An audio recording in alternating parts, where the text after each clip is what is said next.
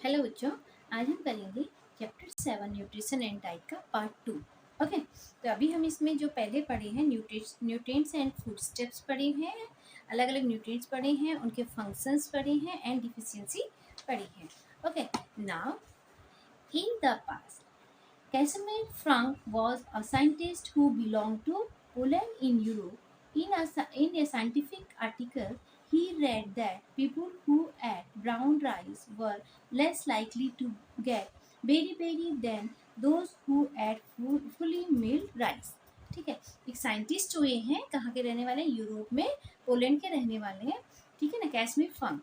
तो इन्होंने एक साइंटिफिक आर्टिकल में पढ़ा, जो लोग क्या ब्राउन राइस वाले हैं उनको बेरी बेरी जो डिजीज़ है वो कम होती है। वेरी वेरी डिजीज़ क्या होती है कि जो नर्व्स की जो हमारा डिसऑर्डर है, नर्व्स डिसऑर्डर हो जाते हैं।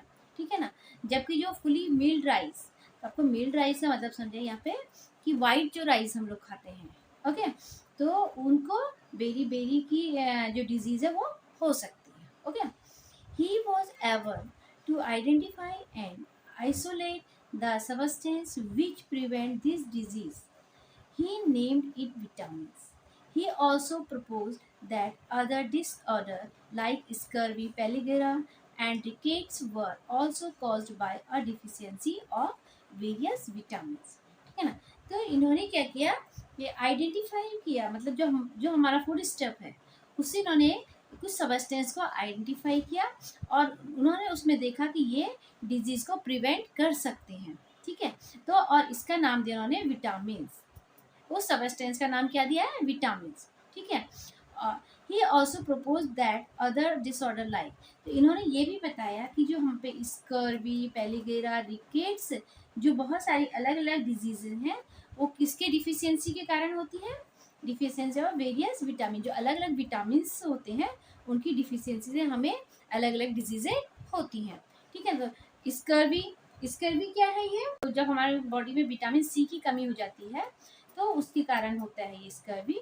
देखिए यहाँ पे ये पिक्चर भी दे रखी है, इसमें रैसेस हो जाता है, गम से हमारा ब्लीडिंग स्टार्ट है, वीकनेस आती है।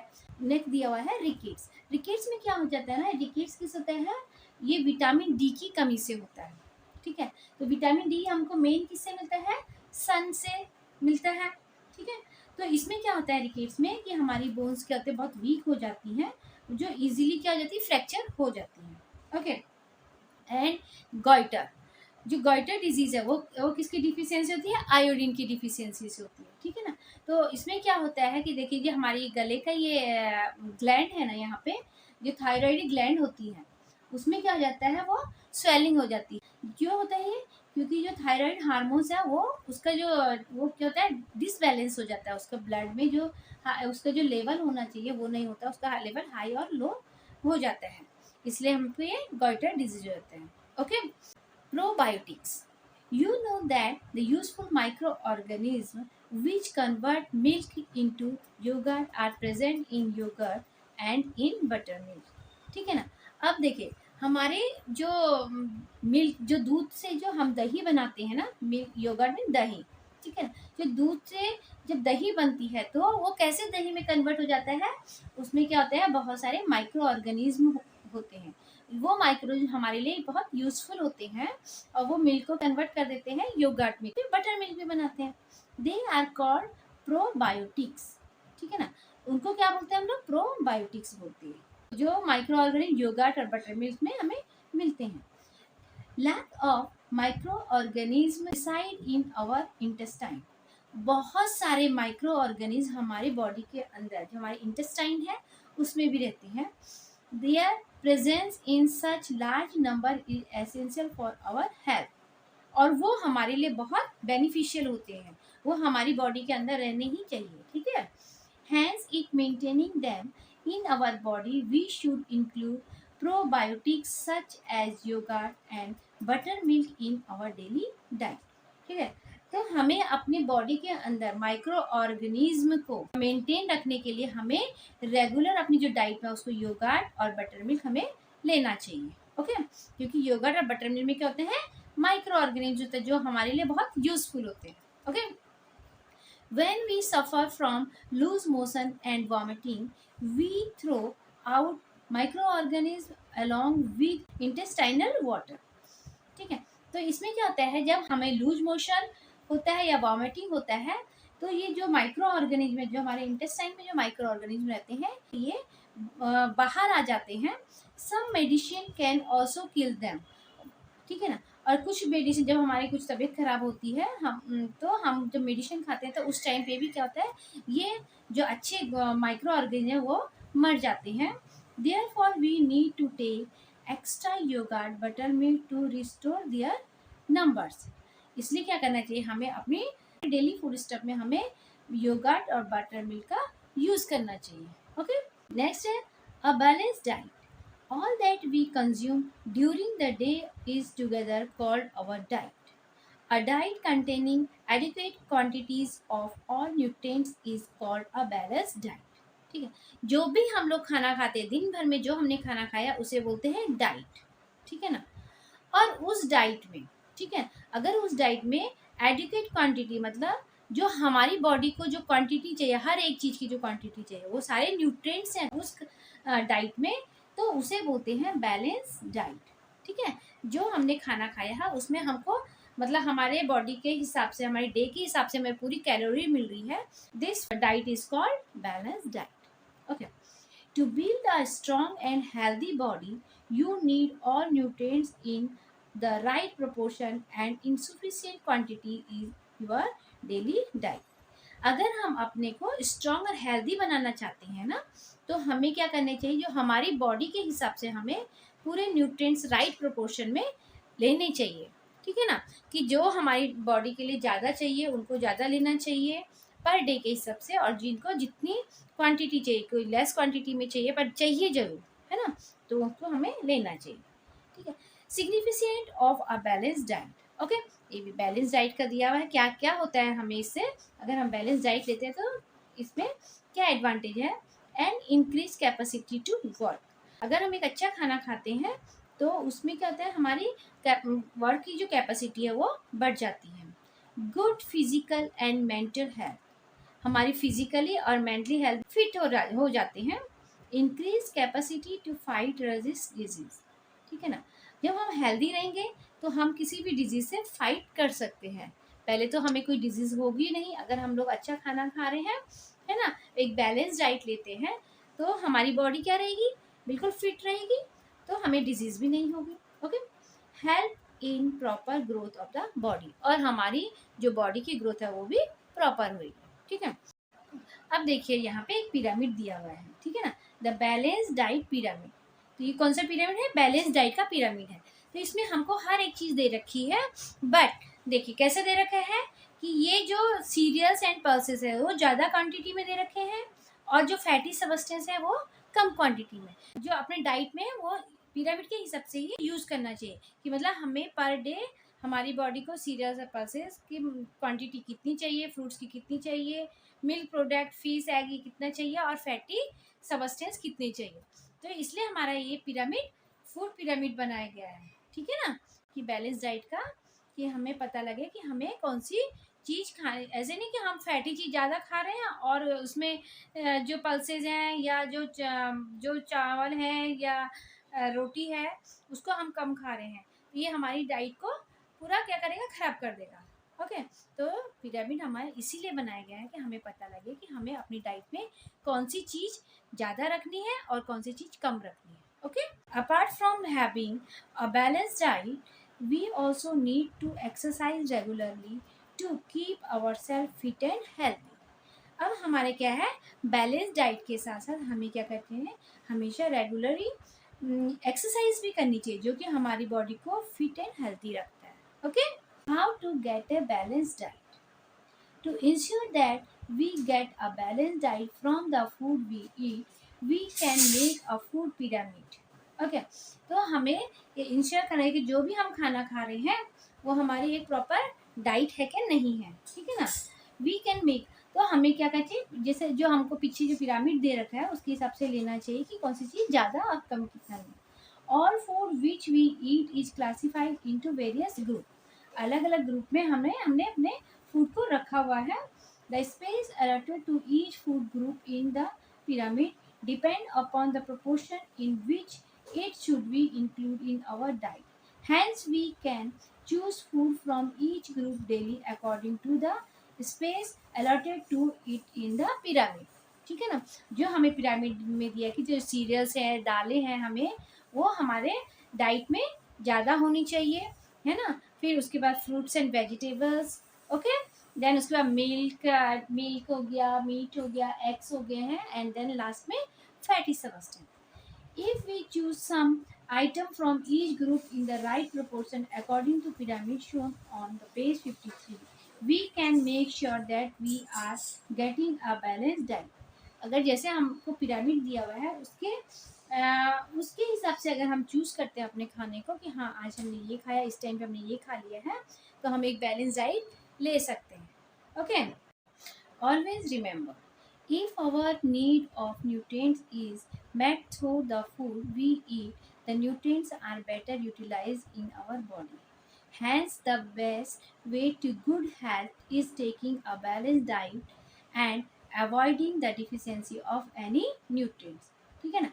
अब जो भी हम लोग खाना खा रहे हैं, ठीक है, जो हम लोग खाना खा रहे हैं, अगर उसमें हमें न्यूट्रिएंट्स मिल रहे हैं जो हमारी बॉडी को चाहिए, तो वो हमारे लिए क्या होगा, हमारी बॉडी उसको अच्छे से बेटर यूटिलाइज कर पाएगी उस खाने का, है ना।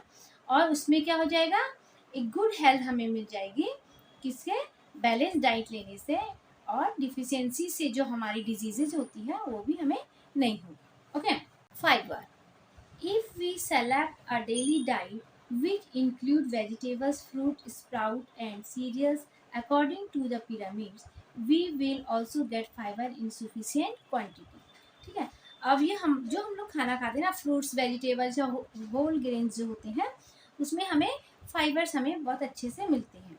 ठीक है, अगर हम लोग ये सब डेली खा रहे हैं, अपनी डाइट में हमेशा लेते हैं फ्रूट्स को, वेजिटेबल्स को, है ना, सीरियल्स को, तो हमें जो फाइबर्स हो गए वो हमें बहुत अच्छे से मिलेंगे, जिससे कि अगर जैसे फाइबर अगर हमारे फूड में नहीं है तो हमें बहुत सारी प्रॉब्लम्स होती है, जैसे कॉन्स्टिपेशन मेन इसमें होता है कि कॉन्स्टिपेशन की जो प्रॉब्लम होती है वो होती है हार्ट डिजीज़. अगर फाइबर हम अच्छे से ले रहे हैं तो हमें हार्ट डिजीज़ नहीं होगा, है ना, और डायबिटीज़ के में भी ये बहुत फ़ायदेमंद होती है. ओके ना, whatever do we have to face if we do not get enough fiber from our daily diet. अगर हम अपने डेली डाइट में फाइबर्स नहीं लेते हैं तो हमें क्या क्या प्रॉब्लम फेस करनी होती है. What care must be taken to make sure that fiber is not lost or removed from the food we eat. ठीक है, और हमें क्या करना चाहिए कि हमारे जो हम खाना खा रहे हैं उसमें उससे एक तो फाइबर रिमूव नहीं होना चाहिए और हम उसको लॉस भी नहीं होने देना है.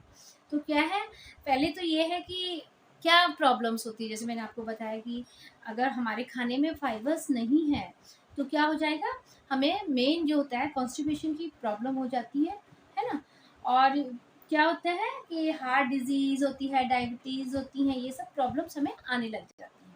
ठीक है, तो हमें क्या खाना चाहिए, रेगुलर अपने डाइट में फ्रूट्स, सलाद, वेजिटेबल्स, ये सब हमें ज़रूर लेनी चाहिए. Okay, water. Along with all the other nutrients, the body also needs an adequate supply of water. For this purpose, we must drink milk, buttermilk, lemon juice, शरबत, fruit juice and plenty of water. देखिए, हमारी body को nutrients के साथ साथ हमें हमारी body को वाटर की जो सप्लाई वो भी अच्छे से होनी चाहिए. ठीक है ना, तो वाटर हमारी बॉडी में कैसे जाएगा, हमें इसके लिए ऐसा तो नहीं है कि हम सिर्फ पानी पी के ही हो जाएंगे, नहीं, हमें इसमें हमारी बॉडी को जो पानी मिलता है वो मिल्क के थ्रू भी मिलेगा. ठीक है ना, बटर मिल्क, लेमन जूस, शरबत, fruit juice and plenty of water, ज़्यादा से ज़्यादा हमें पानी पीना चाहिए. Okay, malnutrition occur when all the nutrients that the body needs are not obtained in the proper proportion from the diet. This happens when a person does not get sufficient food or when the diet is not balanced. If one's diet exceeds one's need, it is called overnutrition. ठीक है, अब इसमें माल nutrition क्या होता है, over nutrition क्या होता है. तो माल न्यूट्रिशन क्या होता है कि जब हमारी बॉडी को जो न्यूट्रिएंट्स हैं, जो हमारी बॉडी को न्यूट्रिएंट्स चाहिए ग्रो करने के लिए चाहिए, एनर्जी देने के लिए चाहिए, वो न्यूट्रिएंट्स हमें नहीं मिल पा रहे, जो हम खाना खा रहे हैं उससे नहीं मिल पा रहे हैं, या हमें सफिशिएंट फूड है वो हमें नहीं मिल पा रहा है ना, तो उससे क्या होगा, हमारा डाइट जो हो जाएगा बैलेंस नहीं रहेगी। इससे क्या होता है, माल न्यूट्रिशन हो जाएगा। माल न्यूट्रिशन मतलब न्यूट्रिएंट्स की कमी। ओके। और इसके अपोजिट जो है, अगर हमने कुछ ज़्यादा ही खाना खा ले लिया है, ठीक है ना, उसकी डाइट बहुत एक्सेस है, ज़्यादा है, तो उसको क्या बोलते हैं, ओवर न्यूट्रिशन। तो यहाँ पे 2 एग्जांपल्स दे रखे ना, ये जो बच्चा है, तो ये क्या है, इसको बोले, इसमें क्या है, माल न्यूट्रिशन है, ठीक है ना, कि इसको अच्छे से न्यूट्रिएंट्स नहीं मिले हैं, इनफ फूड नहीं मिला है, जिससे कि इसका न्यूट्रिएंट्स नहीं मिला, ठीक है ना। और यहीं पे इसने क्या कर दिया, इसने ज़्यादा डाइट ले ली है, तो इसको क्या हो गया, ओवर न्यूट्रिशन हो गया। Okay. Junk food, chocolate, noodles, burger, pizza, chips, bottled soft drinks, attractive packaged snacks, as also ready fried food stuff available in the market such as vada, pakoras, etc. are very tasty and we like them very much. ठीक है ना। अब जब market में हम जाते हैं तो आजकल तो जो है ये रेडीमेड जो फूड है उसको हम ज़्यादा पसंद करते हैं ना खाना, है ना। तो ये जो सब चीज़ें हैं, ये क्या है, मार्केट में बहुत मिल रहा है, ये तो टेस्टी भी होता है और सब इसको पसंद करते हैं। However, these foodstuffs contain refined flour, sugar, oil in large proportion. तो जो ये सब खाना है, जो भी हमारा ये फूड है, उसमें एक तो रिफाइंड फ्लोर ज़्यादा होता है, मतलब कि जो गेहूं का जो आटा पीसा जाता है बहुत फाइन होता है, जो कि हमारी क्या हमारी बॉडी के लिए अच्छा नहीं है। शुगर एंड ऑयल, ये भी बहुत लार्ज क्वांटिटी में पाया जाता है, ठीक है। When refined flour is made from wheat or when sugar is made from sugarcane, many nutrients in the wheat or sugarcane are lost in the process. जब शुगर केन की प्रोसेस और wheat को फ्लोर बनाने की process होती रहती है, तो उसमें उसके बहुत से न्यूट्रिएंट्स क्या होते हैं, लॉस्ट हो जाते हैं। Hence, all we get from these food is energy and our hunger is satisfied. ठीक है ना। Hence, all we get from these food is energy and our hunger is satisfied. फिर जब हम इस खाने को खाते हैं, तो जब हमें भूख लगी होती है, तो वो तो हमारी सेटिस्फाई हो जाती है, बट हमें वो न्यूट्रिएंट्स नहीं मिल पाते हैं जो कि हमारी बॉडी को चाहिए। Okay. Naturally if we eat a lot of junk food, we will get insufficient quantity of the item from other food groups. If this happens frequently, our body soon experience a shortage of proteins, vitamins and minerals, and that may lead to malnutrition. ठीक है ना। अगर हम चलो कभी कभार तो खा लिया, बट अगर हम रेगुलरली जंक फूड खा रहे हैं, इसमें क्या न्यूट्रिएंट्स हैं हमारी बॉडी को जो चाहिए, ठीक है ना, वेल बैलेंस्ड करने के लिए चाहिए, वो हमें नहीं मिल पाएंगे, तो हमारी बॉडी में प्रोटीन की शॉर्टेज हो जाएगी, विटामिन की, मिनरल की, सब चीज़ की शॉर्टेज हो जाएगी, जो कि कौन सी प्रॉब्लम ला सकता है, माल न्यूट्रिशन की problem. Okay. Junk food eaten frequently also cause obesity. Obesity is not good for our health. ठीक है। ज़्यादा हर मतलब फ्रीक्वेंटली अगर हम लोग जंक फूड खाते हैं, ज़्यादा जंक फूड खाते हैं, तो हमें किसकी प्रॉब्लम आ सकती है, ओबेसिटी। ओबेसिटी मतलब मोटापापन, ठीक है ना, और जो कि हमारे हेल्थ के लिए बिल्कुल भी अच्छा नहीं है। As such, food do not supply all the necessary nutrients. They are called junk food. ठीक है। तो जिस फूड को जो फूड हम ले रहे हैं, अगर उसमें जो न्यूट्रिएंट्स हैं, प्रोटीन, विटामिन, मिनरल, वो हमें नहीं मिल पा रहे हैं, उस फूड को बोलते हैं junk food. Okay. How to avoid obesity, हम अपने मोटापेपन को कैसे अवॉइड कर सकते हैं। हैव अ बैलेंस डाइट, ठीक है ना, बैलेंस डाइट लेनी चाहिए। Eat whole grains, eat fruit and vegetable with their skin, ठीक है। तो हमें होल ग्रेन भी खाने चाहिए, क्योंकि उसमें क्या मिलेगा, वो ज़्यादा फाइबर मिलेगा। ओके। और फ्रूट एंड वेजिटेबल उनके स्किन के साथ ही हमें लेनी चाहिए, जैसे एप्पल हो गया है, ये सब चीज़ें लोग कोई छील के खाते हैं, बट उसके स्किन के साथ ही हमें ये सब फ्रूट्स खाने चाहिए। इंक्रीज यूज ऑफ बाइसाइकिल, ठीक है ना, बाइसाइकिल का यूज़ हमें ज़्यादा करना है, साइकिलिंग करनी चाहिए। प्ले मोर आउटडोर गेम, और आउटडोर गेम खेलने चाहिए। और क्या नहीं करना चाहिए, do not eat if you are not hungry. अगर आपको भूख नहीं है तो आप उस टाइम पे नहीं खाओ कुछ भी। Do not watch TV while eating. खाना खाने के टाइम पे टीवी नहीं देखना चाहिए, क्योंकि क्या होता है टीवी देखते देखते हमें पता नहीं लगता हम कितना खा चुके हैं। Okay. Do not use motor vehicles for travelling और शॉर्ट डिस्टेंस। शॉर्ट डिस्टेंस पे जाना है आपको तो आपको बताया ना कि साइकिल का यूज़ कर सकते हैं या आप वॉक करके जा सकते हैं। Okay. Avoid pre cooked packed food. ठीक है ना। और जो पैकेजिंग वाले फूड है, जो पहले पके वाले फूड है, उनको अवॉइड करना चाहिए। ओके। नेक्स्ट है एडल्ट्रेशन ऑफ फूड। एडल्ट्रेशन मतलब मिलावट करना। ठीक है ना। खाने वाले सामान में मिलावट करना। In order to earn more profit cheaper substance of low quality are mixed with the food stuff. ठीक है ना। अपने प्रॉफिट के लिए, ज़्यादा प्रॉफिट करने के लिए वो क्या करते हैं, किसी भी हमारे फूड स्टफ में जो चीपर सबस्टेंस है, ठीक है ना, उनको मिक्स कर देते हैं।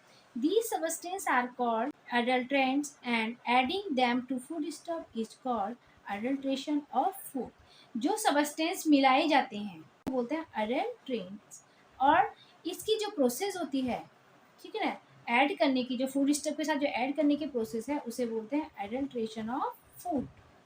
ओके। एडल्ट्रेशन में इवन बी पॉइजनस और हार्मफुल टू हेल्थ। वो हमारे लिए पॉइजनस और हार्मफुल भी हो सकते हैं। जो हमारे खाने के सामान में मिक्स किया रहता है वो हमारे लिए हार्मफुल हो सकता है। Such adulteration food is impure and harmful and so unfit for consumption. ठीक है। Adulteration. Adulterants. Adulterants used to adulterate food are such that they will remain unnoticed even when mixed with the food. Okay. देखिए हम यहाँ पे बताया गया है food item में कौन कौन सा एडल्ट्रेंट्स मतलब क्या क्या मिक्सिंग कर सकते हैं। जैसे मिल्क में क्या मिलावट कर सकते हैं। एक तो पानी डाल सकते हैं, चलो पानी तो हमारे लिए कोई नुकसान नहीं देता है, but chemical like urea and starch, ठीक है ना, ये तो हमारे लिए बहुत हार्मफुल है यूरिया। ओके। चिली, जो चिली पाउडर होता है उसमें ब्रिक पाउडर मिलाया जाता है, जो ईंटा बनाने का पाउडर होता है ना वो मिलाया जाता है, ये जो कि हमारे लिए क्या है बहुत ही हार्मफुल होता है। ओके। पाउडर पम्पकिन, ठीक है। पेपर कॉर्न, पेपर कॉर्न में पपाया सीड, जो काली मिर्ची जिसको बोलते हैं उसमें पपाया सीड मिलाया जाता है। आइसक्रीम, आइसक्रीम बनाने के लिए वॉशिंग सोडा या पेपर पल्प का यूज़ किया जाता है। राइस, राइस के साथ जो एडल्ट्रेंट है वो क्या है, स्मॉल वाइट स्टोन। इसलिए हम लोग क्या जब खाना चावल बनाते हैं तो उसमें क्या करते हैं, पहले हम उसको छान लेते हैं ना, क्योंकि उसमें कोई भी जो मिलावट है तो उसको हम फेंक सकते हैं निकाल के। Peanuts, radish pebble and stew. Okay. तो ये सब क्या है, जो एडल्ट्रेंट्स हैं हमारे आजकल जो भी हम खाना खाते हैं, जो दालें मार्केट में लाते हैं, देखो ब्लैक दाल लाएंगे तो उसमें ब्लैक टाइप के पत्थर रहेंगे, रेड रहेगी तो रेड कलर के पत्थर रहेंगे, कुछ ना कुछ तो मिलावट रहती है जो कि हमारे लिए बहुत हार्मफुल हो सकता है। Okay. Always remember adulteration of food is a crime. ये एक बहुत बड़ा क्राइम है, ठीक है ना। Do not eat adulterate food, और हमें इसको नहीं खाना चाहिए। तो जैसे ये चावल है, पीनट्स है, इसमें तो हम लोग उसको अलग कर सकते हैं छान के, है ना, बट मिल्क में, है ना, आइसक्रीम में, चिली पाउडर में तो हम उसको यूज़ नहीं अलग नहीं कर सकते हैं, जो कि हमारी बॉडी के लिए बहुत ही हार्मफुल हो सकता है। ओके ना। ये चैप्टर इसमें फिनिश होता है। अब जो इसकी एक्सरसाइज है वो हम उसको नेक्स्ट वीडियो में देखेंगे। Okay, bye.